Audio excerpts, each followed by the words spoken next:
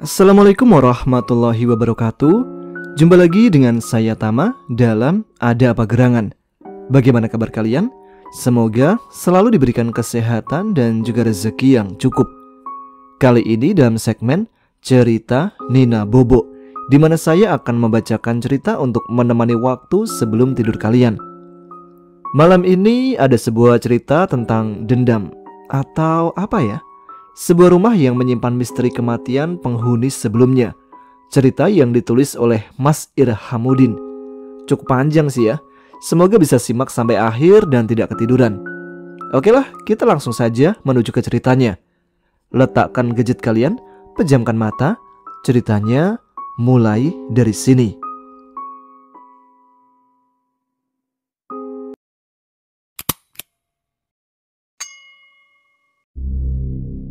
Bau anyir itu masih melekat di hidungku meskipun mataku ini sudah terbuka dan aku yakin sudah terbangun dari mimpiku. Ya, mimpi yang sangat jelas dan menyeramkan. Bahkan sampai detail bercak darah yang menempel di tubuh wanita itu masih teringat. Liur yang bercampur darah dan nanah menetes dari mulutnya dengan kepala yang miring ke kiri. Amis, anyir, dan menjijikkan tentunya. Kulihat jam di dinding menunjukkan angka 4 di jarum pendeknya. Hanya suara jangkrik yang masih terdengar jelas. Lainnya hanya sepi malam. Sebentar lagi subuh. Aku hanya perlu bertahan beberapa menit saja. Kududukkan tubuhku dan bersandar di dinding. Sesaat sebelum ku ambil air wudhu untuk bersiap sholat subuh. Sayup-sayup terdengar suara azan dari kejauhan, menandakan waktu berjuangku malam ini telah selesai. Jarum pendek jam dinding menunjukkan angka 7. Motor butut keluaran tahun 2007 ku keluarkan dari garasi kontrakanku yang kecil ini. Akinya yang sudah soak memaksaku untuk mengengkol pedal starter dengan kaki kananku. Sekilas ku coba juga lampu sen dan juga membetulkan spion kanan dan kiri. Hanya sekedar bukti dan persiapan bahwa wanita tidak selamanya menyalakan sen kiri tetapi belok ke kanan dan menggunakan spion hanya untuk melihat riasan make upnya saja selama perjalanan. Namaku Nova, tetapi teman-teman banyak memanggilku dengan Mbak Unyil karena tubuhku yang kecil. Tak masalah bagiku. Aku anggap agar semakin akrab dengan teman-teman sekantorku yang baru. Sebulan pindah ke kota Yogyakarta ini, aku merasa banyak diterima dengan baik di lingkungan kantorku. Jarak kontrakanku dengan kantorku di Jalan Veteran Yogyakarta cukup dekat, sekitar 6 km, dan biasa ku tempuh dengan waktu 15 menit saja.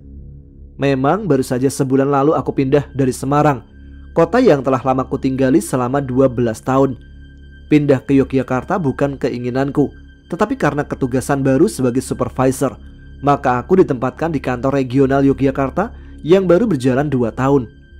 Mau tidak mau, aku harus mencari tempat tinggal baru. Kontrakan ini ku dapatkan dengan mudah dan murah dari iklan jual beli sewa di Facebook. Kurasa murah, karena di area Banguntapan beberapa iklan mencantumkan harga di atas 10 juta untuk rumah tinggal, tetapi ini hanya 5 juta per tahun. Rumahnya pun besar, dengan 2 kamar tidur dan ruang tamu yang luas. Memang posisinya agak jauh dari tetangga, sekitar 50 meter dari rumah Mbak Sri, tetangga terdekatku dalam satu gang. Dikelilingi pepohonan yang agak besar menjadikan suasana semakin sepi, karena kontrakan ini berada di ujung jalan buntu. Sempat kuceritakan pada rekan kerjaku Vera, asisten supervisor di tempatku bekerja. Dia memberikan ide untuk pindah dari kontrakan itu, tapi ku jawab sudah kubayar setahun penuh. Aku juga belum menerima gaji karena beberapa hari lagi barulah tanggal 1 di awal bulan. Ku anggap bertahan beberapa hari lagi sembari mencari kontrakan atau kos yang lainnya. Sesekali juga ku bertemu Mbak Sri tetangga rumah dan menanyakan apakah ada yang aneh dari rumah tersebut sebelumnya. Mbak Sri hanya menjawab tidak ada, walaupun dari gestur dan sorot matanya dia berbohong. Malam ini tepat malam Jumat Kliwon, malam yang katanya sakral bagi sebagian orang. Setelah sholat maghrib, ku ambil Al-Quran dan kulantunkan ayat suci menggema di rumah ini. Antara yakin dan tidak, ku ingin mengirimkan bacaan ayat malam ini ke siapapun atau apapun yang menghantui mimpiku dalam setiap malam. Al-Fatihah ku baca dengan nyaring, lalu ku lanjutkan ke surah Yasin. Baru 1 ayat dari surah Yasin tersebut ku baca, hembusan angin tipis menyeruak masuk ke kamar. Aku yakin karena muka aku melambai-lambai dan hawa dingin menyeruak ikut masuk ke dalam. Dengan mencoba tenang, ku coba untuk tetap melanjutkan bacaanku yang tidak begitu lancar. Sekarang mulai terasa ada sesuatu yang berdiri di belakangku. Tidur, tidurlah. Bisikan itu terasa jelas di kedua telingaku. Aku tetap bertahan melanjutkan lantunan ayat suci yang sudah setengah ku baca. Bisikan itu terus menggema dan sampailah aku di ayat yang terakhir. Ku tutup Al-Quran dan bersamaan dengan itu mataku tiba-tiba terpejam, seakan aku tidur dengan posisi duduk. Wanita itu datang kembali, masih dengan mulut berlumuran darah dan nanah. Anehnya, kali ini aku seperti sudah terbiasa dan tidak takut. Tanpa disadari, aku bertanya, "Siapa kamu?" Dia tersenyum sinis sembari membuka mulut. Terucap kata, "Namaku Wulan." "Kenapa kau selalu ada di mimpiku?" tanyaku selanjutnya. "Tanyalah Sri," jawabnya masih dengan senyum yang penuh tanda tanya. Mata ini tiba-tiba terbuka. Aku kembali sadar dari alam mimpiku. Kusadari tubuhku tergeletak dengan masih memegang Al-Quran. Jam dinding menunjukkan angka 8 di malam hari. Segera kurai HP yang berada di rak kamarku. Ku cari nomor Mas Budi, orang yang mengiklankan rumah ini. Ku ketik di layar, bertanya siapa Wulan dan apa kaitannya dengan rumah ini. Dari jawabannya, dia tidak tahu apa yang ku maksud. Dia hanya makelar yang dititipi rumah ini untuk dikontrakkan dari pemiliknya yang ada di Bandung. Sementara buntu informasi yang ku dapatkan malam ini. Paginya aku sempatkan menunggu sebentar sebelum aku berangkat. Biasanya Mbak Sri menjemur pagi saat aku berangkat. Tak lama, dari kejauhan, kulihat dia menenteng ember biru menuju ke tiang jemuran. Momen yang tepat, ku naiki motorku dan berhenti di depannya. "Mbak Sri, pagi." "Mbak, kenal Wulan tidak?" tanyaku sembari mematikan kunci motor. "Wulan siapa Mbak Nov?" dia bertanya balik. "Tidak tahu juga sih Mbak, tapi tadi malam saya mimpi Mbak Wulan," jawabku sekenanya. Raut muka Mbak Sri langsung berubah. "Saya tidak tahu Mbak Nov," jawabnya. Kata dia, "Saya disuruh tanya sama Mbak Sri," jawabku. Aku tahu dia menyembunyikan sesuatu tentang ini. Tapi apa? Kenapa? Dan berbagai pertanyaan muncul di benakku. Mbak Sri masih terdiam dengan ekspresi takut, cemas, dan bingung yang menjadi satu. Sambil tergopoh-gopoh, dia membalikkan badan, meninggalkan aku dan ember cucian yang belum jadi dijemur. Aku hanya melongo, membuat pertanyaan di kepala semakin banyak. Tak ku ambil pusing, ku nyalakan motor saja dan bersiap menuju ke kantor. Baru berjalan 5 meter, Pak Rudi pemilik warung sebelah rumah Mbak Sri mencegat motorku. "Mbak, maaf, tadi saya menguping pembicaraan dengan Mbak Sri," ucapnya sembari menahan lampu motorku. "Tidak penting juga Pak, pembicaraan kami tadi," pungkasku. "Tapi tadi saya mendengar Mbak Nova menyebutkan nama Wulan, benar tidak?" Pak Rudi bertanya sambil tengok kanan kiri, takut ada yang mendengar. "Iya Pak, memangnya bagaimana?" "Sini, turun dulu Mbak, masuk rumah saya ceritakan sepemahaman saya," ajak dia kepadaku. Aku pun turun dan menuju masuk ke dalam rumahnya. Setelah duduk, Pak Rudi memulai ceritanya. Dia mulai menceritakan dari rumah yang dibangun oleh pasangan suami istri bernama Arif dan Wulan yang sekarang kutinggali. Keduanya adalah pasangan yang serasi, romantis, dan tidak pernah ada masalah. Namun, setahun berlalu, tiba-tiba Wulan ditemukan dalam keadaan membusuk dan menggantung di dalam rumah yang kukontrak. Dari olah TKP, Wulan diperkirakan sudah meninggal selama 2 minggu. Polisi menginterogasi suaminya, tetapi suami menyebutkan bahwa tidak ada masalah dan dia sudah berada di luar kota selama 2 bulan sebagai pekerja sawit di Kalimantan. Dia memang tidak menghubungi istrinya karena di pelosok Kalimantan tidak ada sinyal. Alibi sang suami didukung rekan-rekan kerja dia yang menyebutkan dia tidak pernah pulang dalam kurun waktu 2 bulan. Para tetangga juga tidak pernah melihatnya pulang dari Kalimantan. Anehnya, tidak ada barang yang hilang, tetapi juga tidak ada surat wasiat ataupun motif untuk Wulan bunuh diri.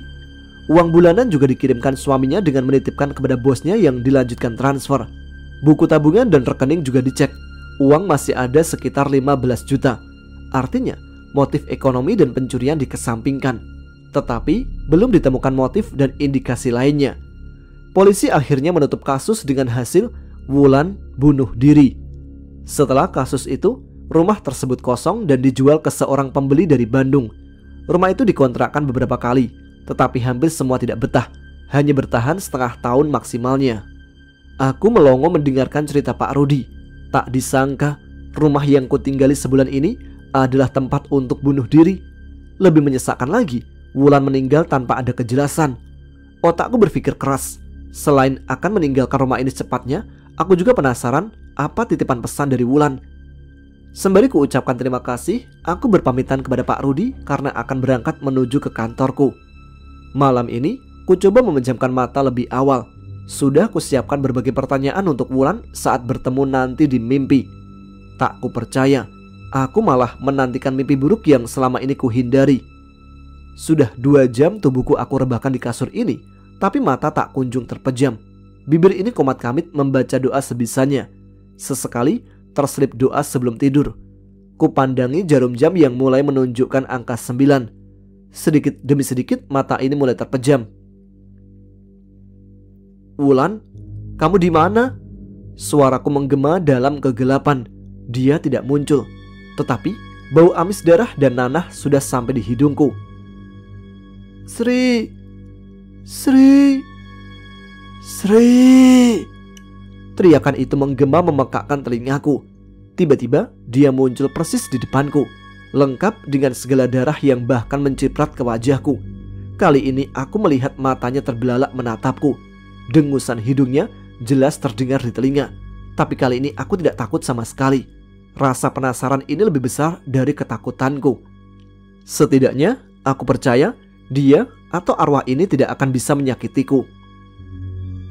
Sri yang membunuhku, jawabnya pelan, dilanjutkan tangisan. Ditundukkan kepalanya, tangisannya bercampur darah menetes di kegelapan. Kenapa Sri membunuhmu? Bibir ini berkata tanpa kusadari, meluncur sekenanya. Wulan tak menjawab pertanyaanku. Dia masih tertunduk dan menangis, tangis darah tentunya. Diangkatlah tangannya menuju wajahku. Aku terdiam kaku. Tangan itu menuju ke kedua mataku. Tapi aku tidak bisa memejamkan mataku. Bahkan untuk berkedip pun tidak bisa. Kelima jarinya masuk ke dalam bola mataku, menyusup ke dalam seakan menembus otakku. Tak kurasakan apa-apa. Tapi aku tahu ternyata Wulan membagikan pandangannya kepadaku terhadap apa yang dia lihat kepadaku selama dia hidup. Entah apa ini, tapi aku seakan merasakan mimpi di dalam mimpi. Wulan mengajakku kembali, flashback pada apa yang terjadi. Aku tak tahu ini terjadi tahun kapan, tapi aku menduga terjadi dimulai 2 tahun lalu. Dimulai saat Arif dan Wulan membeli sebidang tanah kafling murah, paling murah di antara beberapa kafling di gang ini, karena terletak di bidang paling ujung gang tersebut. Dibangunlah sebuah rumah mungil, persis dengan yang aku kontrak sebulan ini. Yang membedakan adalah rumahnya ini belum di finishing, temboknya masih bata dan semen. Mereka pindah ke sini karena Arif mendapatkan rolling pekerjaan dari kantor pusatnya di Surabaya. Mereka berdua yang baru menikah pun akhirnya pindah berdua di Banguntapan, Bantul, Yogyakarta. Setiap pagi, Arif berangkat bekerja ke kantornya di sebelah utara Bandara Adi Sucipto, Yogyakarta. Sedangkan Wulan yang resign dari pekerjaannya di Surabaya menunggu di rumah saja karena belum mendapatkan pekerjaan. Bosan menganggur, Wulan pun berusaha mencari pekerjaan. Iklan di media sosial, koran, dan bertanya ke tetangga-tetangga. Bertemulah akhirnya Wulan dengan tetangga terdekatnya, Mbak Sri. Mbak Sri adalah janda yang suaminya sudah meninggal. Dia hidup sendiri di rumah besar itu yang satu gang dengan Wulan. Pucuk dicinta, ulam pun tiba. Mbak Sri yang sedang membutuhkan tenaga tambahan di warungnya menawarkan pada Wulan untuk bekerja di warungnya. Daripada tidak ada pekerjaan, pikir Wulan, tawaran Mbak Sri pun diterimanya. Warung makan yang dipunyai Mbak Sri adalah warung gudeg khas Jogja. Tempatnya pun tidak begitu strategis. Masuk ke dalam gang yang di gang tersebut hanya ada beberapa rumah saja. Namun jangan salah, ramainya luar biasa. Pengunjung datang dari dalam dan luar kota. Pegawainya yang sudah 10 orang saja masih sering kewalahan melayani pengunjung. Bahkan pengunjung sampai duduk beralaskan tikar memanjang sepanjang pinggir gang. Suasana sawah dan gemericik air parit menambah nikmatnya makan di warung Mbak Sri. Warung Mbak Sri selalu buka setiap hari dari jam 9 pagi sampai jam 4 sore. Libur sebulan hanya sekali, yaitu di hari Rabu Kliwon. Sudah sebulan bekerja di warung ini, Wulan mendapatkan gaji yang dirasa cukup banyak untuk sebagai pelayan di warung. Arif juga senang istrinya mendapatkan pekerjaan yang membuat dia memiliki kesibukan. Saat berangkat bekerja, Arif sekalian mengantarkan Wulan ke warung karena memang searah. Di warung Mbak Sri, sebenarnya sebagai pegawai boleh makan sepuasnya. Yang membuat aneh, ada beberapa pelayan yang bekerja dengan membawa bekal makanan dan minuman. Bahkan kalau dilihat seksama, mereka tidak makan dan minum apapun di warung tempat mereka bekerja. Wulan yang penasaran akhirnya bertanya pada salah satu di antara mereka. Tapi dia tidak mendapatkan jawaban apapun. Hanya beralasan mereka tidak suka makan gudeg apalagi setiap hari. Sampai di suatu waktu, Wulan mendapatkan isu bahwa makanan yang dijual Mbak Sri terdapat penglarisnya. Cuma memang Wulan tidak bisa membuktikan dan tidak serta-merta percaya pada isu tersebut. Tetapi hal itu membuat Wulan juga berpikir 2 kali untuk makan di warung Mbak Sri. Rasa penasaran akhirnya membuat Wulan ingin membuktikan isu tersebut. Dia waktu kecil juga pernah memiliki mata batin yang bisa melihat makhluk halus, tetapi sudah ditutup oleh ayahnya karena dia tidak bisa mengontrolnya dan sering ketakutan. Wulan juga masih ingat pesan ayahnya cara membukanya kembali, yaitu dengan wiridan selama 21 hari di waktu setelah subuh. Hal itu pun dia lakukan, tidak dengan niatan melihat penglaris, tapi hanya membuktikan ucapan ayahnya. 21 hari pun berlalu. Wulan masih beraktivitas seperti biasa juga. Pagi ini dia sudah sampai warung dengan diantar suaminya. Begitu turun motor, dicium tangan suaminya yang akan melanjutkan perjalanan ke kantor suaminya. Masuklah dia ke warung dan disambut senyum oleh Mbak Sri. Sembari menuju ke dapur tempat menyiapkan gudeg. Baru masuk, terbelalaklah matanya karena di atas tempat cuci piring tampak sesosok makhluk tinggi besar. Saking tingginya sampai harus membungkuk dan menunduk agar tidak menyundul langit-langit warung.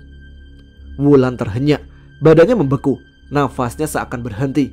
Tapi dia masih bisa mengontrol dirinya agar tidak berteriak.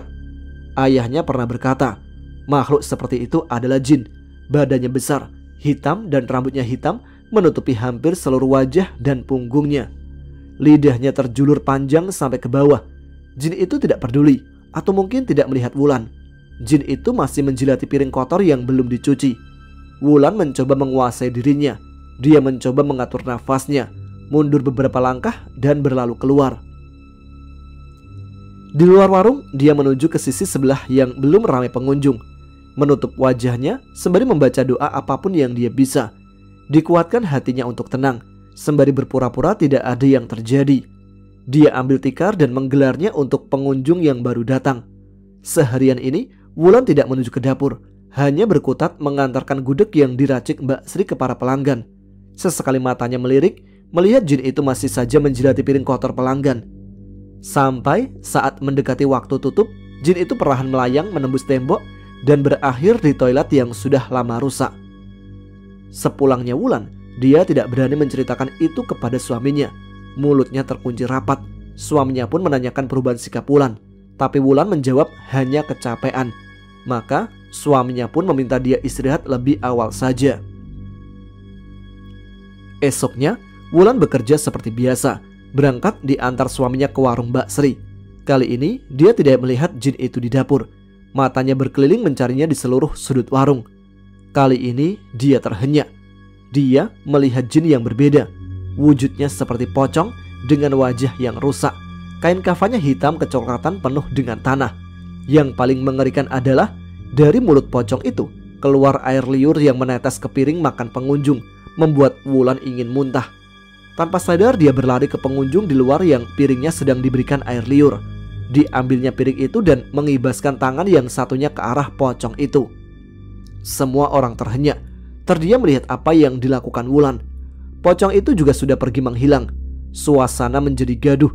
Pelanggan bertanya kepada Wulan apa yang sedang dia lakukan sekarang. Tidak sadar, terucap kata dari bibirnya bahwa dia sedang mengusir pocong. Pelanggan yang di dalam warung pun keluar ingin melihat apa yang sedang terjadi, termasuk Mbak Sri yang dari wajahnya tampak sangat marah.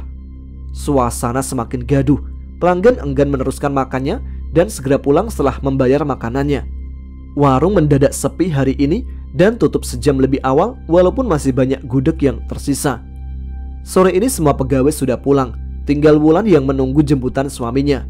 Biasanya jam pulang mereka berdua bersamaan, tapi karena warung tutup lebih awal menjadikan Wulan harus menunggu sejam juga. Di dalam masih ada Mbak Sri membereskan sisa gudeg. Dilihatnya oleh Wulan dari arah sela-sela lubang warung dari depan. Tampak Mbak Sri memasukkan panci gudeg yang masih banyak itu dan ditaruh ke dalam toilet yang rusak. Benar, dimasukkan panci itu ke dalam toilet yang mana kemarin Wulan lihat menjadi tempat menghilangnya jin besar berlidah panjang. Sesaat kemudian Mbak Sri sudah selesai beberes. Dia keluar warung dan menguncinya dari luar.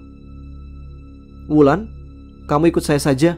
Suamimu kan masih lama jemputnya," kata Mbak Sri. "Tidak usah Mbak, saya menunggu saja, terima kasih," jawab Wulan.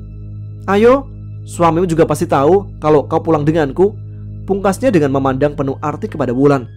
Wulan akhirnya mengiyakan dan menaiki mobil Mbak Sri, sebuah pick up merek Daihatsu yang dianggap mampu membawa barang banyak aneka kebutuhan warungnya. Pintu ditutup dan mobil berjalan perlahan. "Apa yang kamu tadi lakukan?" tanya Mbak Sri membuka percakapan. Wulan bingung menjelaskan.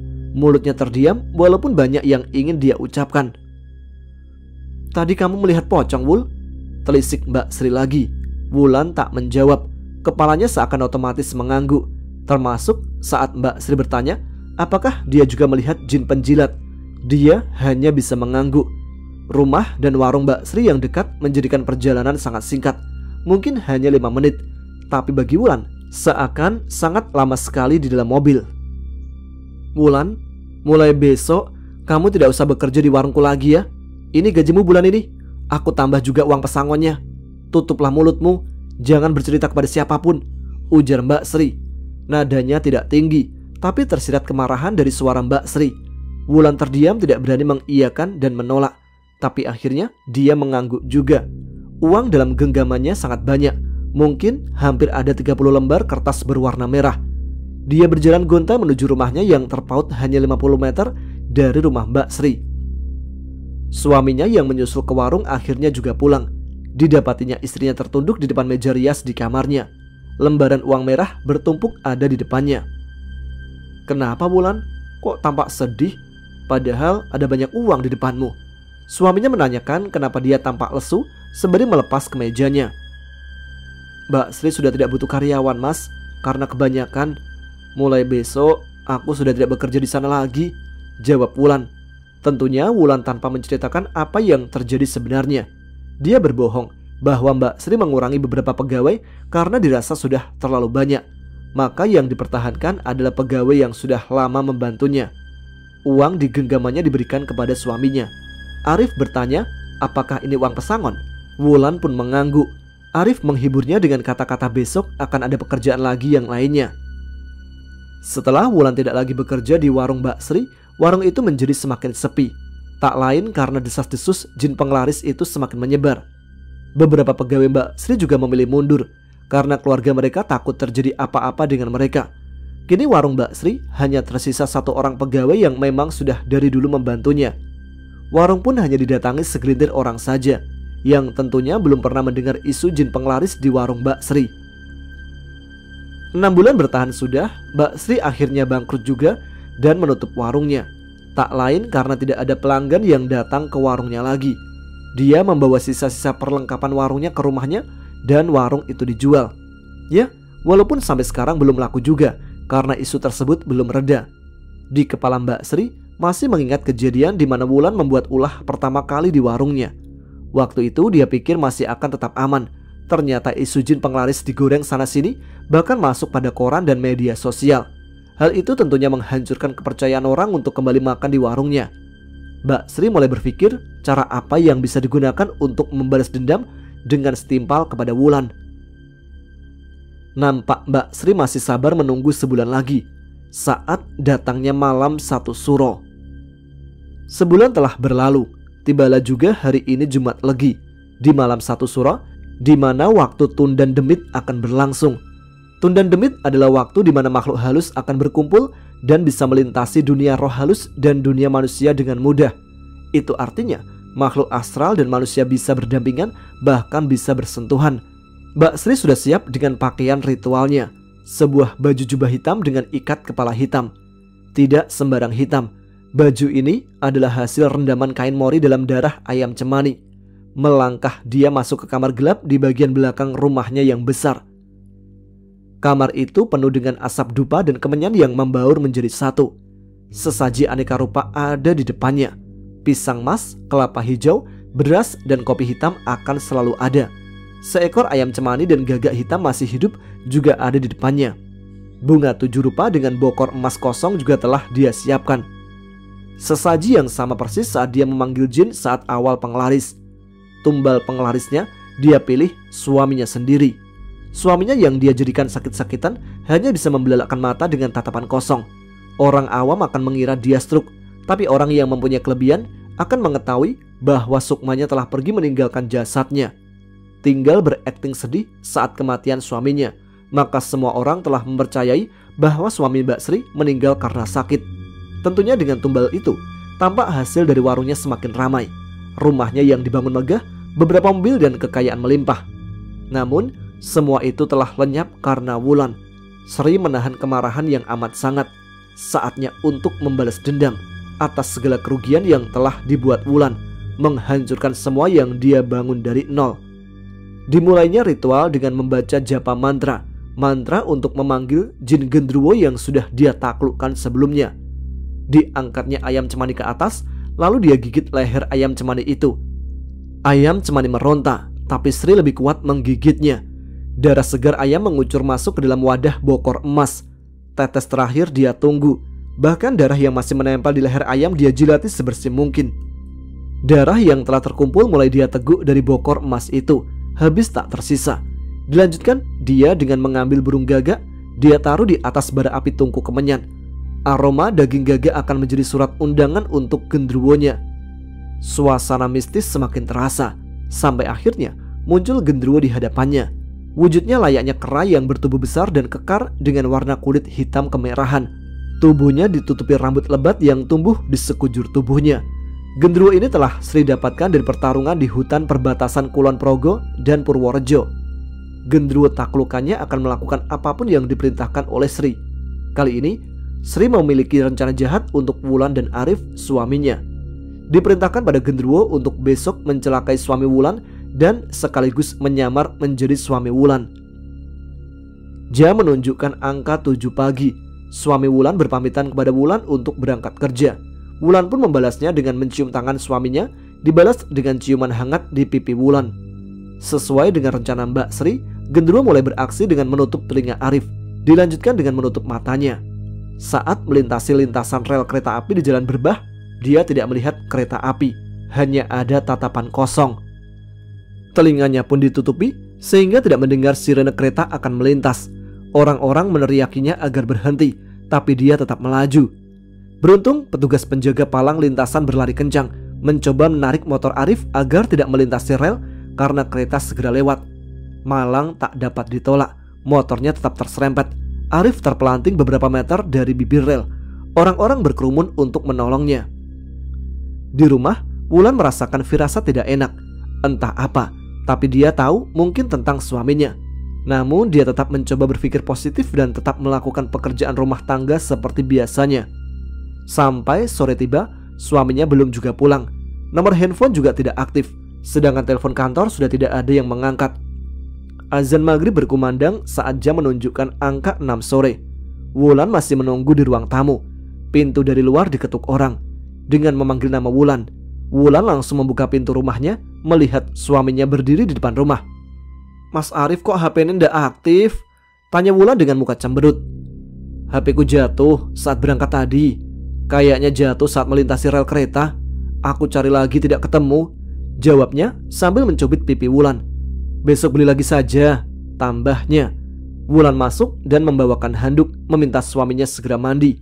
Kali ini Wulan mencium bau suaminya agak berbeda, tetapi dia pikir itu karena asap dalam perjalanan. Sembari menunggu suaminya mandi, Wulan membuatkan mie rebus kesukaan suaminya. Suaminya memang suka mie rebus dengan potongan kubis dan tambahan telur. Saat memasak mie, tiba-tiba dia dipeluk dari belakang oleh suaminya, diciumi lehernya sampai Wulan kegelian. "Jangan mas, geli betul ini," pinta Wulan. "Tidak apa-apa kan mencium istri sendiri?" goda Arif. "Sebentar, aku selesaikan masak mie rebusnya." "Ah, kelamaan, ayolah," pungkas Arif sambil mematikan kompor. Langsung dibopongnya Wulan ke kamar. Dilanjutkan mereka berdua memadu kasih. Memang berbeda malam ini. Wulan sampai tidak sanggup mengimbangi suaminya. Dia sampai kecapean dan langsung ketiduran. Di tempat lain, Sri tertawa jahat karena dia tahu Gendruwo telah berhasil melaksanakan tugasnya. Gendruwo telah membuat suami Wulan kecelakaan dan juga berhasil menyetubuhi Wulan. Pintu rumah Wulan diketok dari luar. Wulan masih dalam keadaan setengah telanjang. Dia segera memakai bajunya. Di ranjang dia tidak menemukan suaminya. Sambil menuju ke depan, dia juga tidak melihat suaminya di ruang lainnya. Pintu pun dibuka. Tampak dua orang berpakaian seragam kepolisian berada di depan pintu. "Permisi, kami dari Polsek Berbah. Apakah benar ini rumah Bapak Arif?" tanya Pak Polisi. "Benar Pak, saya istrinya. Ada apa ya?" tanya Wulan dalam keheranan. "Suami ibu tadi pagi kecelakaan di perlintasan rel Berbah. Beruntungnya hanya terserempet motornya, tidak sampai tertabrak. Kondisinya sementara tidak sadar di ruangan IGD Rumah Sakit Islam Yogyakarta PDHI, Kalasan," jawab petugasnya. Baga tersambar petir, Wulan hampir saja pingsan.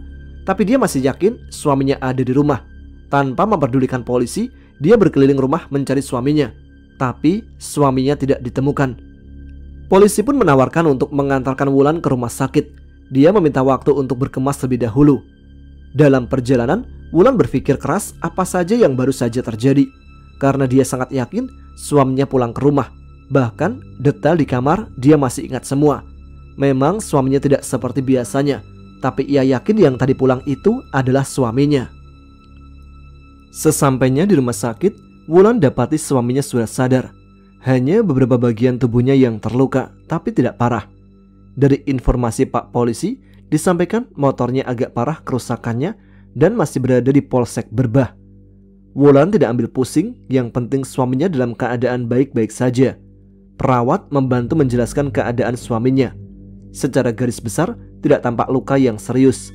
Namun besok pagi suaminya harus menjalankan tes MRI untuk mengetahui keadaan pasien jika terdapat luka dalam. Esoknya hasil MRI sudah keluar. Arif dinyatakan gegar otak kategori sedang, yang kemungkinan karena benturan di kepala saat kecelakaan. Memang helmnya terlepas saat itu. Dalam 3 hari akan diobservasi oleh dokter. Jika tidak ada gejala berat, maka Arif akan diperbolehkan untuk pulang. Setelah 4 hari di rumah sakit, Arif akhirnya diperbolehkan pulang ke rumah.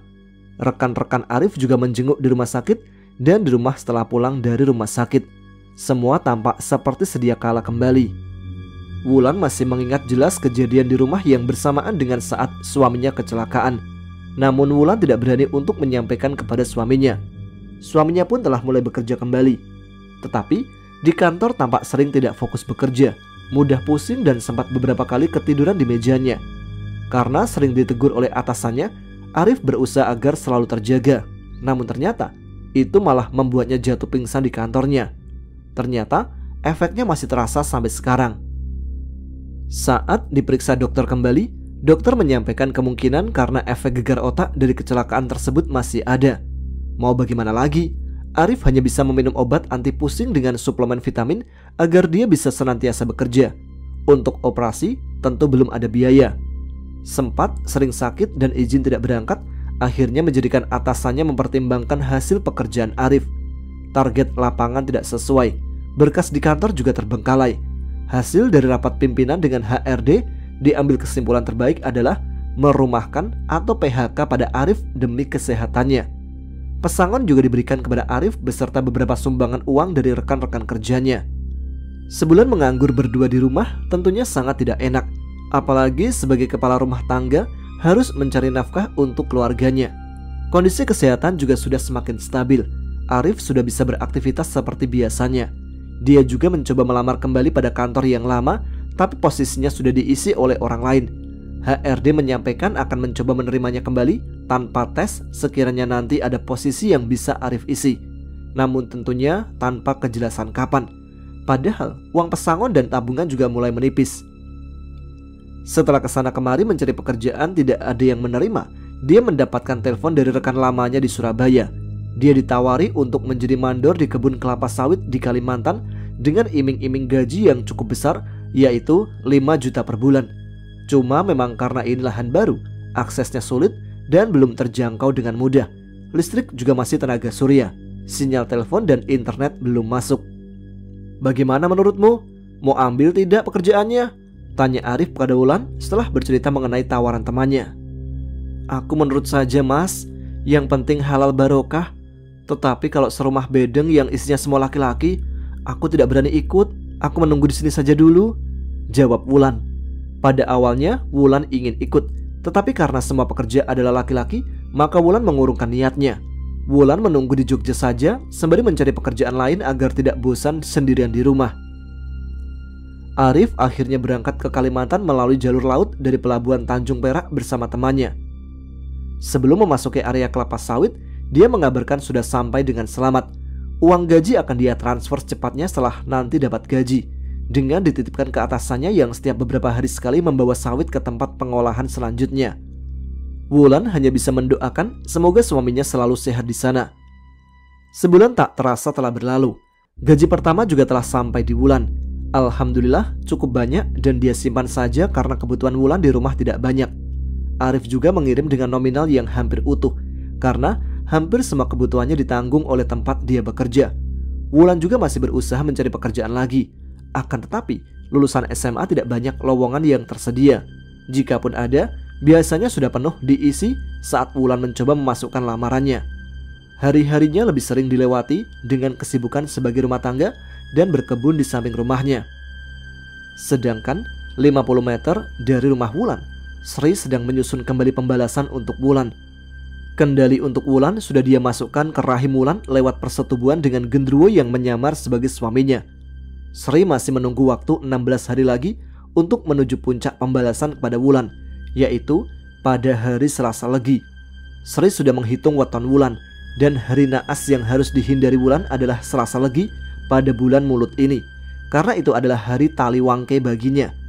Hari tali wangke terdiri dari kata tali yang berarti tali dan wangke yang berarti mayit. Di hari itulah Sri akan melaksanakan puncak balas dendam kesumatnya kepada Wulan. Menunggu 16 hari terasa akan lama tentunya bagi Sri yang memiliki dendam kesumat. Maka dia sudah memulai mengirimkan teror pada Wulan mulai malam hari ini. Sri malam ini sudah menyiapkan kiriman yang pertama, yaitu gagak rimang. Burung ini sudah di atas rumah Wulan. Suaranya mulai berbunyi nyaring dalam kegelapan malam. Wulan yang sudah berbaring di kamar juga mendengar jelas suara gagak rimang yang mitosnya adalah akan ada orang yang akan meninggal jika ada gagak rimang hinggap di atas rumahnya. Burung itu berbunyi terus sampai pagi datang, membuat Wulan sama sekali tidak bisa tidur. Malam kedua semakin terasa mistisnya. Kali ini pintu rumah Wulan diketuk orang, entah orang atau apa, karena setiap dia cek tidak ada siapapun di depan rumahnya. Ketukan itu berulang kali, bahkan sampai saat dini hari masih sering diketuk-ketuk. Wulan hanya berani bersembunyi dalam selimutnya, memejamkan matanya tanpa bisa tidur.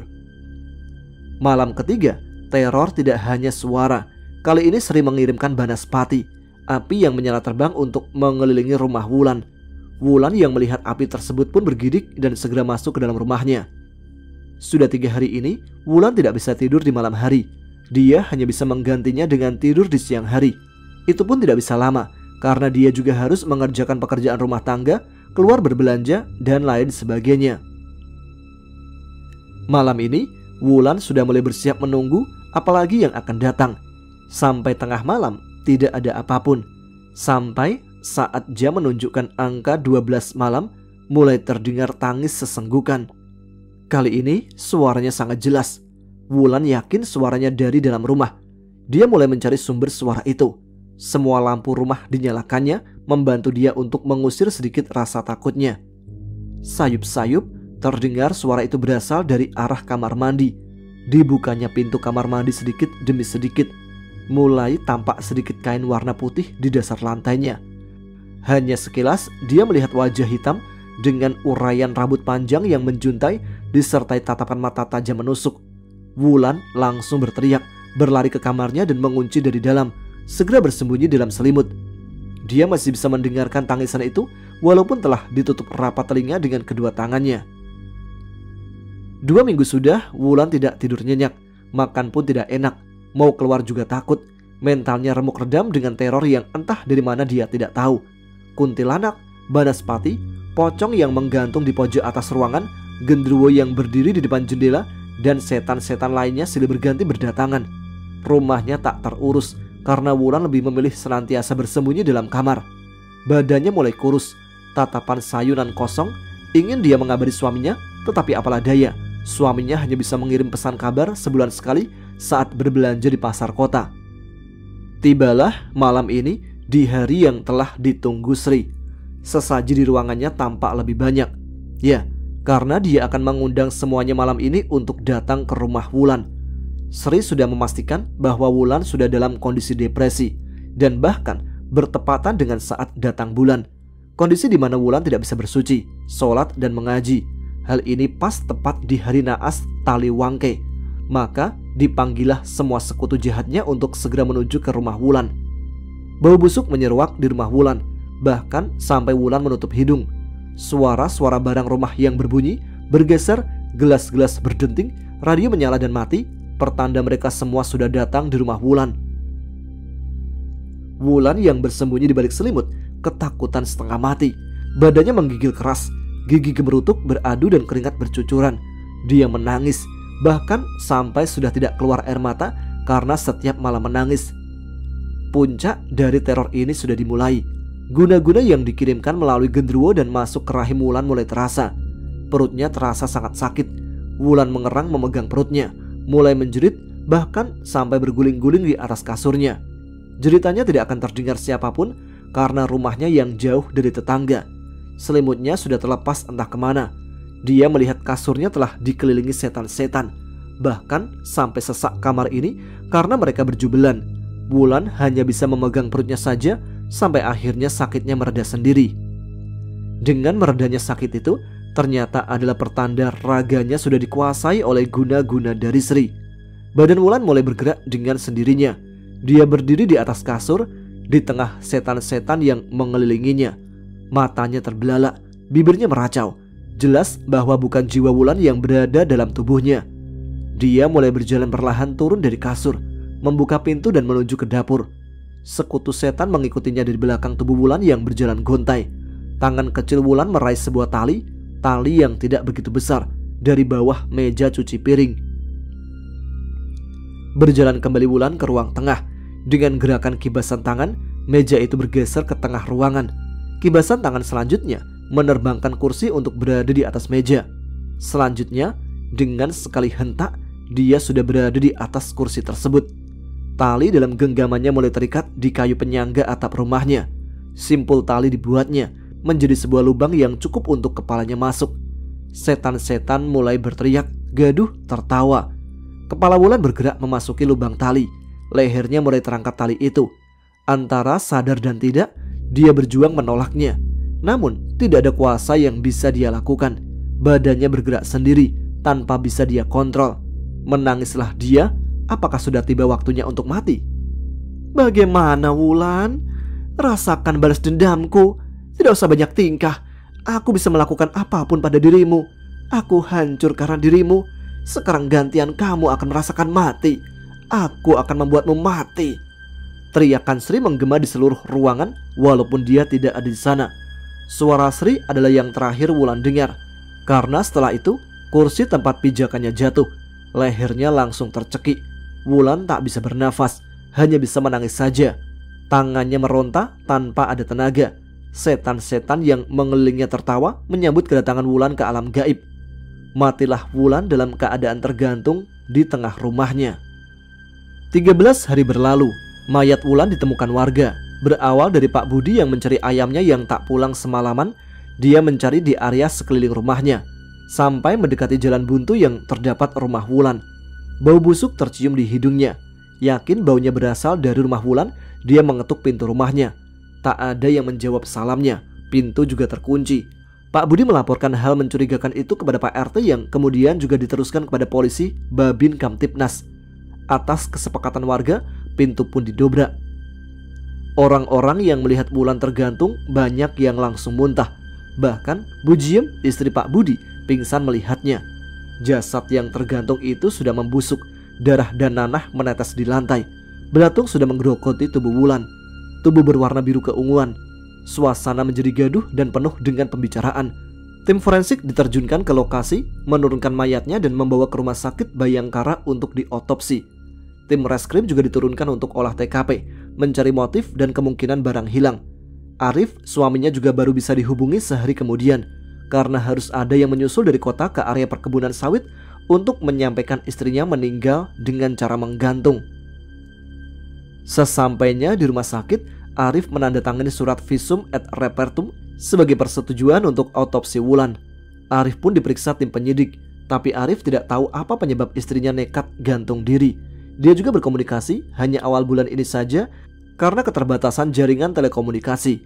Para tetangga terdekat seperti Pak Budi, Mbak Sri dan tetangga yang berinteraksi dengan Wulan juga diperiksa. Semua mengatakan Wulan terakhir terlihat 2 minggu lalu saat keluar berbelanja di warung sayur terdekat. Karena rumahnya paling pojok, maka tetangga juga tidak sering berinteraksi dengan Wulan. Hasil penggeledahan polisi juga tidak menemukan ada barang yang hilang. Uang dan rekening jenazah juga masih utuh. Rumah terkunci dari dalam semakin memperkecil kemungkinan ada orang lain yang menyeting Wulan untuk tampak bunuh diri. Hasil otopsi menyimpulkan Wulan sudah meninggal 2 minggu kemarin dan penyebab kematiannya adalah kehabisan nafas karena saluran pernafasan tertutup. Yang menjadi aneh adalah tidak adanya surat wasiat, karena biasanya orang yang mengakhiri hidupnya meninggalkan pesan tertentu. Layaknya ini adalah bunuh diri yang tiba-tiba terjadi.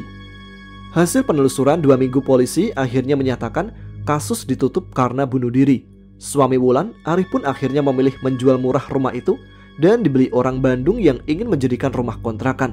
Sedangkan Arif kembali ke Kalimantan untuk meneruskan bekerja di perkebunan sawit. Mataku terbuka sedikit demi sedikit. Aku terbangun dari mimpi itu dalam posisi terlentang di tengah ruangan. Entah apa yang terjadi di dunia nyata karena aku tadi malam merebahkan diri di kamar. Kini terbangun di tengah ruangan. Dari mimpi yang Wulan berikan, aku tahu apa penyebab Wulan gantung diri. Tak lain adalah karena Mbak Sri yang bersekutu dengan jin dan iblis. Tak habis pikir, orang yang biasa kutemui dengan tampak biasa saja ternyata adalah pembunuh yang keji, menumbalkan suaminya dan juga membunuh orang yang membuat warungnya bangkrut. Lebih keji lagi adalah Mbak Sri menggunakan sekutu jin, iblis, setan atau apalah namanya yang membuat dia tidak akan dicurigai siapapun. Kulirik jam dinding, ternyata waktu sudah siang. Angka menunjukkan pukul 10. Sial, terlambat masuk kerja. Tidak masuk akal jika berangkat pukul 10. Ku ambil HP di kamarku, ku buka WA dan ku ketikkan izin tidak berangkat karena sakit. Walaupun tidak sakit betul, tetapi memang kepala ini cukup pusing saat bangun tadi. Entah karena terlalu lama tidur atau karena mimpi itu memang terasa sangat nyata. Walaupun begitu, aku tidak serta-merta mempercayai mimpi itu. Sembari menyeduh teh hangat, aku berpikir bagaimana caranya untuk membongkar kejahatan yang Mbak Sri lakukan. Kalau lapor polisi, mereka tidak akan percaya tentunya. Sampai tehnya habis pun tidak ada ide yang muncul di otakku. Padahal aku harus menemukan bukti yang berkaitan dengan kematian Wulan. Jika memang benar adanya, maka mimpi-mimpi yang datang itu adalah sebuah kenyataan. Aku mulai mencatat hal-hal yang berkaitan dengan Mbak Sri. Mulai dari kebiasaannya menjemur baju, estimasi dia berangkat ke warungnya, jam pulang dari warung, alamat warung, dan perkiraan lama perjalanan. Dari mimpi yang Wulan berikan, aku coba membuat denah rumah Mbak Sri yang besar. Lantai 1 tergambar jelas. Lantai 2 sama sekali tidak ada bayangan. Ruang ritual ada di bagian belakang, dekat dengan dapur dan kamar mandi. Motor ku keluarkan, sengaja pura-pura lewat rumah Mbak Sri.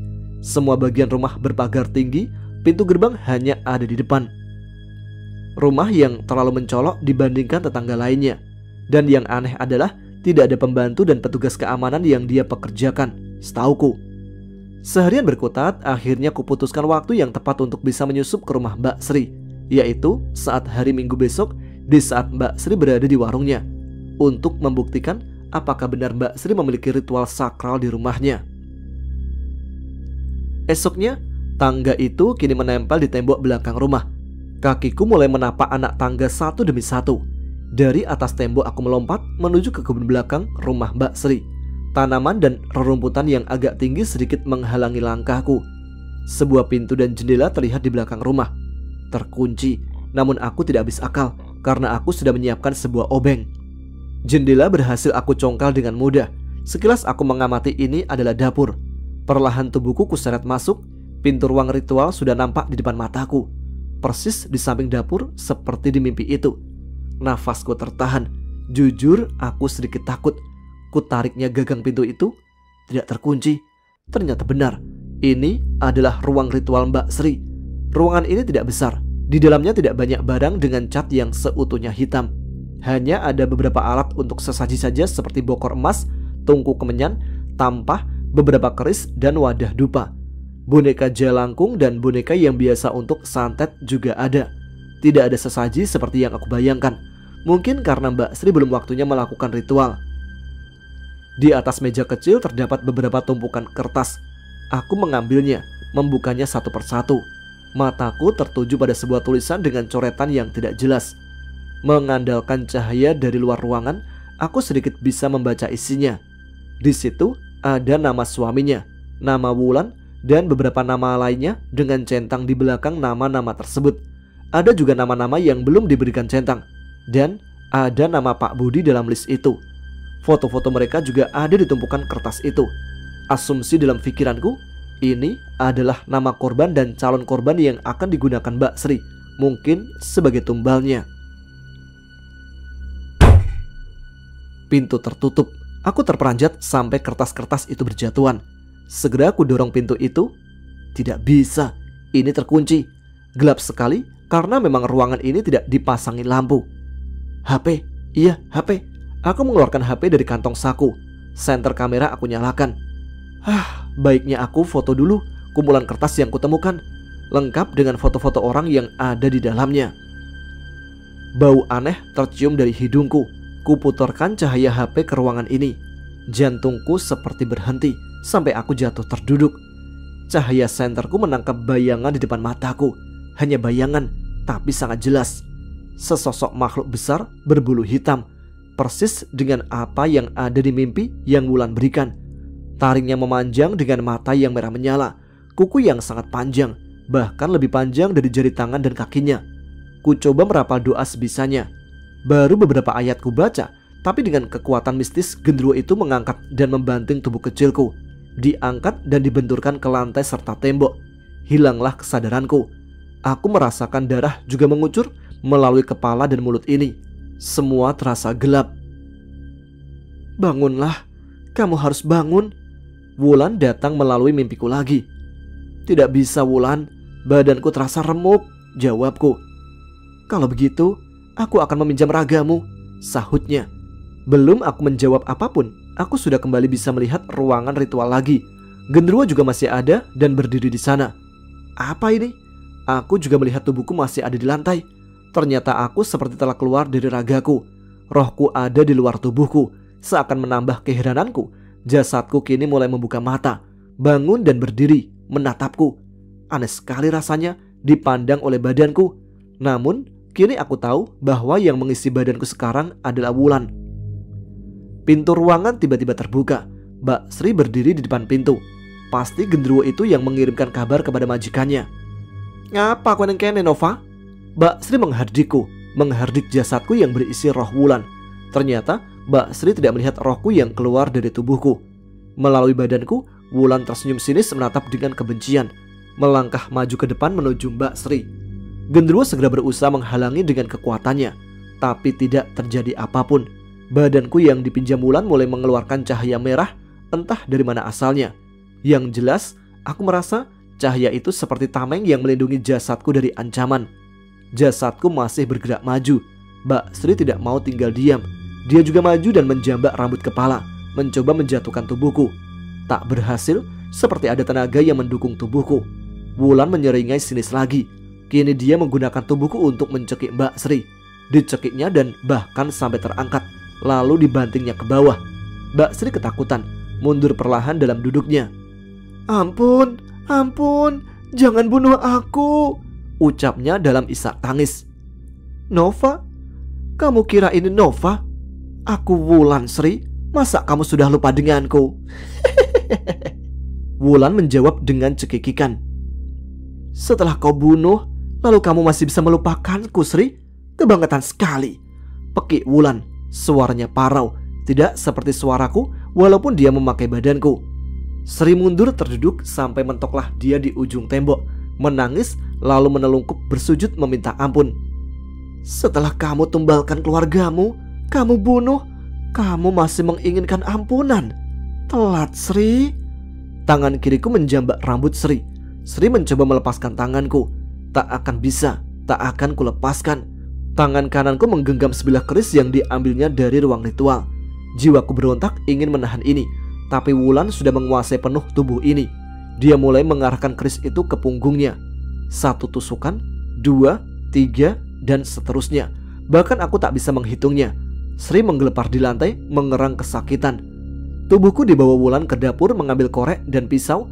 Masuk kembali ke ruangan, dinyalakanlah tungku yang biasa untuk membakar kemenyan. Asap mengepul memenuhi ruangan. Diangkat kepala Sri dan ditaruhlah di atas bara tungku. Dia berteriak sebisanya, tapi sudah tanpa daya. Pisau itu mulai ditaruh di atas leher Sri. Sekali gerakan, pisau itu bergerak ke bawah.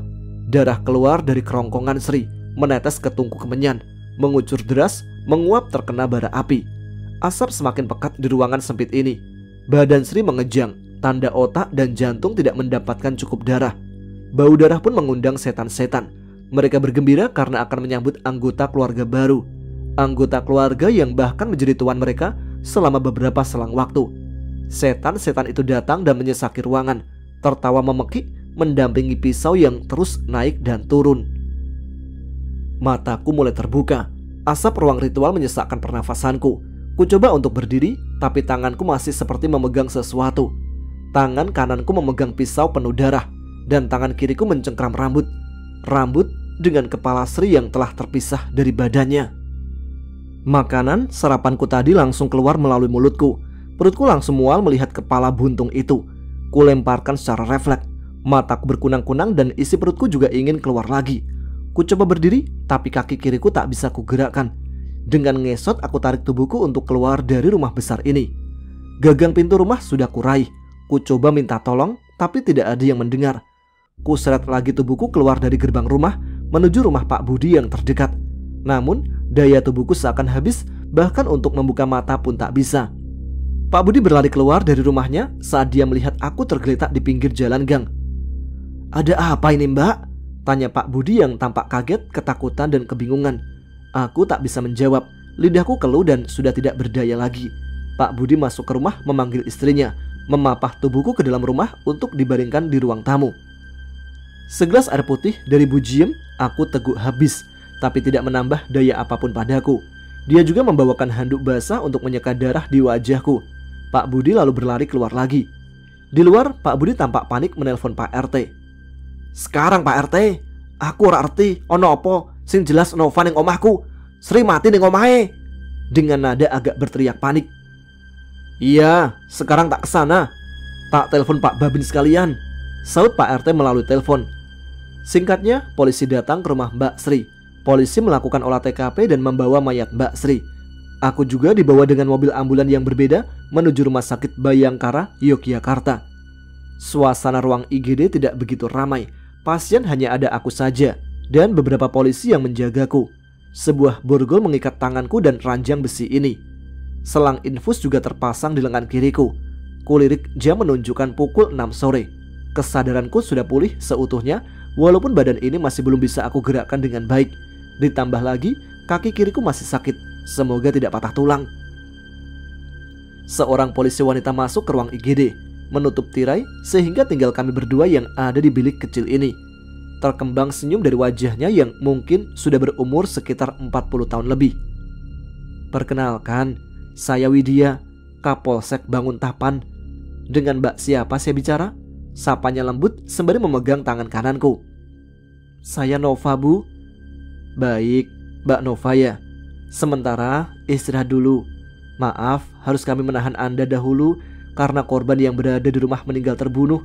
Informasi dari saksi sedang dihimpun dan olah masih berlangsung. Untuk proses sekarang dilimpahkan ke Polda DIY.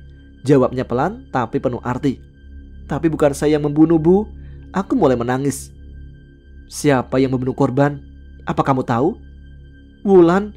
Bibirku terucap walaupun tidak yakin dengan ucapanku. Wulan? Dia rekan Anda. Anda juga melihat Wulan yang membunuh? Ibu Widya mencoba mencari kejelasan. Bukan. Dia masuk ke tubuhku dan membunuh Mbak Sri. Bu Widya mengerutkan dahinya, mencoba berpikir dan menalar ucapanku. Keluar senyum dari bibirnya. Mungkin sebaiknya Anda perlu istirahat dulu. Kami akan mencoba menyelidiki apapun hal yang ada, mengambil bukti dan informasi dari saksi, sampaikan fakta yang ada kepada penyidik dari Polda DIY nantinya dengan jujur apa adanya. Terima kasih sudah mau bekerja sama. Semoga lekas sembuh ya. Buka Polsek keluar dari ruangan di IGD. Di depan pintu dia menuju kedua orang bawahannya. Bagaimana Dan? Tanya salah satunya. Saya kira bukan 340, lebih ke 338 saja. Di TKP ada obeng untuk mencongkel jendela, sedangkan pisau sudah ada di dapur rumah korban. Saya juga belum yakin dia yang menggorok korban. Badan tersangka kecil, pisau juga kecil. Untuk memisahkan kepala dengan badan perlu kekuatan besar dan pisau yang cukup besar juga. Dia menyebut nama Wulan, tapi sepenangkapanku dia sebut nama itu yang merasuki tubuhnya. Biarkan penyidik Polda yang bekerja. Kita sudah bekerja sesuai porsinya. Antar saya kembali ke kantor. Siap, jawab mereka berdua sembari mengiringi ke mobil yang sudah terparkir di depan IGD. Ruangan ini tidak begitu besar, mungkin sekitar 4x4 dengan kaca besar di seberang pintu masuk. Jika seperti di film-film, dari balik kaca itu bisa melihat ke dalam. Lampu gantung berada di tengah, menyinari ruangan. Aku duduk menghadap ke meja. Lalu masuklah dua orang polisi dengan laptop dan berkas-berkas. Satu orang memperkenalkan diri dengan nama Ibtu Beni dan Polwan dengan nama Aibda Rita. Keduanya tampak ramah. Tidak seperti gambaran polisi saat sedang konfrontasi dengan tersangka. Berkas dan laptop juga ada di meja ini. Aku juga menyadari posisiku tentu saja tersangka dengan dugaan yang sangat kuat. Ibtu Beni menanyakan kondisiku, apakah siap untuk diperiksa. Aku jawab siap tentunya. Dia lalu menawarkan apakah memerlukan pendampingan pengacara untuk pemeriksaan ini. Aku menjawab tidak. Aibda Rita lalu menyodorkan 3 lembar kertas dengan gambar ruangan ritual, jendela yang tercongkel, dan mayat Sri yang terpisah dengan kepalanya. Apakah Anda memasuki rumah korban pada hari Minggu siang? Melalui apa masuknya? Pertanyaan pertama dari Aibda Rita. Iya, saya masuk lewat jendela, jawabku. Apa motif Anda memasuki rumah orang lain tanpa izin? Tanyanya lanjut. Saya ingin membuktikan apakah benar ada ruangan ritual penglaris dan tumbal, jawabku dengan percaya diri. Ibtu Beni dan Aibda Rita saling berpandangan. Untuk apa? Karena dia menggunakan jin dan setan untuk menumbalkan suaminya dan membunuh tetangganya yang bernama Wulan. Wulan adalah pemilik pertama rumah yang saya kontrak. Dia dibunuh dengan cara dibuat gantung diri. Aibda Rita mencoba menerima pernyataanku walaupun ekspresinya menunjukkan ketidakpercayaan. Ibtu Beni pun mengetik apa yang aku ucapkan di laptopnya. Baiklah, tim olah TKP juga menemukan beberapa perangkat untuk ritual. Apakah bisa Anda ceritakan lebih detail apa yang Anda maksud? Aku pun menceritakan apa yang aku mimpikan, apa yang telah aku rasakan, dan semua detail yang telah berlalu. Ibtu Beni pun juga langsung meminta anggota lain di luar ruangan untuk mencocokkan informasi cerita gantung diri di area kewenangan Polsek Banguntapan 2 tahun terakhir. Apakah ada orang lain yang membantu Anda? Tidak, saya sendirian atas mimpi dari Wulan. Dari cerita Anda datang dan dipergoki korban, lalu Anda membunuhnya? Tidak, saya sudah pingsan karena makhluk yang dipelihara dia. Bukan saya yang membunuh. Wulan mengambil alih tubuhku dan menggorok leher Mbak Sri. Jadi Anda dalam keadaan tidak sadar, tapi membunuh korban. Tubuh saya pingsan dan saya melihat tubuh saya dirasuki Wulan hingga dipakai untuk membunuh Sri. Apakah Anda memiliki dendam pada korban? Tidak, sama sekali tidak. Saya kesana hanya ingin membuktikan mimpi saya, lalu keluar rumah, itu saja. Apakah Anda tahu bahwa kepala korban sampai putus? Tahu, bahkan masih saya ingat. Jika memang ada orang lain dalam kejadian ini, Silahkan jujur saja. Kami meragukan jika Anda membunuh seorang diri dengan pisau kecil itu. Tenaga Anda juga tidak seberapa, tapi sampai putus kepalanya. Tidak ada orang lain, Pak. Tubuh saya digunakan Wulan untuk membunuh Mbak Sri. Aku masih tetap teguh dengan apa yang kualami. Baik, jika memang ingin tetap bersikukuh, sementara untuk penyidikan yang pertama kami akhiri. Kemungkinan akan ada pemeriksaan lainnya. Terima kasih atas kerjasamanya. Kedua polisi itu keluar. Di luar mereka sudah ditunggu Kasat Reskrim Polda DIY. Dari laporan kedua penyidik, Kasat Reskrim segera menelpon tim pemeriksaan medis kejiwaan dari Rumah Sakit Bayangkara. Tim ini beranggotakan seorang dokter spesialis kesehatan jiwa, seorang psikolog klinis, dan seorang tenaga kesehatan lainnya. Dia ingin kasus ini segera selesai dengan jelas dan adil. Apalagi berita mayat terpenggal ini sudah menjadi trending topik di Yogyakarta. Sayangnya, tersangka masih kuat dengan jawabannya. Penyidik juga meyakini kejujuran dari jawaban Nova walaupun dalam keadaan nyata di luar logika. Aku pun keluar ruangan didampingi seorang polwan, masuk kembali ke sel yang kecil dengan kaki kiri tertatih, tapi masih bisa aku gunakan untuk berjalan. Lelah sekali batin ini, walaupun ragaku sudah mulai kurasa membaik karena obat dari rumah sakit.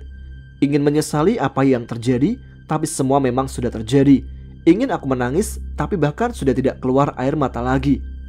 Ku rebahkan tubuhku setelah masuk sel, mencoba untuk beristirahat malam ini.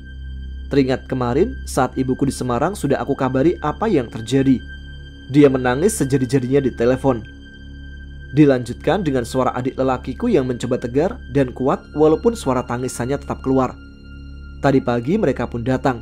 Ku coba menjelaskan apa yang terjadi. Ibuku masih tak percaya dengan apa yang kuceritakan. Dia tak bisa percaya anak perempuannya bisa membunuh orang, bahkan sampai terpenggal terpisah kepala dan badannya. Adik lelakiku hanya dia menunduk dalam tangisannya. Pak Budi dan Bu Jiem juga datang. Mereka menjenguk bersama Pak RT, sekedar ingin mengetahui kondisi terbaruku saat di sel Polda. Mereka juga ingin mendengar apa yang terjadi di TKP, karena masih yakin diriku tak bisa dan tidak akan membunuh orang lain. Aku sampaikan juga nama-nama yang kuingat dalam daftar nama di kertas Sri. Mereka juga bercerita bahwa di rumah Mbak Sri sudah selesai olah TKP. Rumah juga sudah dibersihkan, tetapi masih tetap bergaris polisi. Kerabat Mbak Sri juga tidak ada yang mau datang. Warga juga tidak berani menguburkan dan memasrahkan kepada polisi untuk jenazahnya. Ketua RT pun meminta warga untuk menggelar doa Yasin, tahlilan, semata-mata untuk mendoakan keselamatan warganya saja. Mau mendoakan korban juga rasanya aneh, karena di rumah Sri perlengkapan ritual dan sesaji menjadikan orang berpikir dua kali untuk mendoakannya. Malam ini di sel lebih dingin daripada biasanya. Sel yang kuhuni sendiri membuat suasana sangat sepi. Entah sadar atau mimpi, Wulan sudah ada di depanku. Kali ini wajahnya tidak lagi penuh darah dan nanah, berganti wajah pucat biasa. Matur nuwun, Fa. Apakah dirimu sudah puas, Wul? Tanyaku kepadanya. Sudah. Sri sudah menanggung akibat yang harus dia terima, tetapi dirimu sekarang malah di penjara. Mau gimana lagi? Kamu yang merasuki tubuhku. Aku tahu dirimu dendam kepada Sri, tapi bukan seperti ini keinginanku. Sekarang kalau sudah terkabul keinginanmu, sebaiknya kamu kembali ke alam yang semestinya. Tidak bisa, Fa. Walaupun Sri telah mati, tapi aku merasa Sri masih bergentayangan di dunia ini. Sepertinya dia memiliki hutang tumbal pada lelembut yang membuat perjanjian dengannya. Hutang tumbal? Iya, masih ada tanggungan tumbal yang harus Sri setorkan pada lelembutnya. Tetapi dia sudah terlanjur mati lebih dahulu. Maka dari itu, dirinya atau lelembutnya yang telah membuat perjanjian akan menyelesaikan nama-nama yang sudah dijanjikan pada lelembut itu. Walah, aku kira ini sudah berakhir. Ternyata masih ada masalah di belakangnya. Tinggal kita jalani saja berarti, Wul. Aku akan membantumu, Fa, sebisaku. Wulan lalu pergi, meninggalkanku untuk tidur sendiri malam ini. Baiklah, itu dia cerita dengan judul asli Rumah Gantung karya dari Mas Irhamuddin. Semoga bisa menemani waktu sebelum tidur kalian. Yang udah tidur, besok angkat tangan ya. Sudah berapa kali kalian ulang cerita ini gara-gara ketiduran. Terima kasih teman-teman sekalian yang telah menyimak. Semoga bisa tidur lebih nyenyak. Yang masih melek, tuliskan komennya, tunjukkan eksistensi kalian. Saya Tama pamit, selamat malam, selamat beristirahat. Wassalamualaikum warahmatullahi wabarakatuh.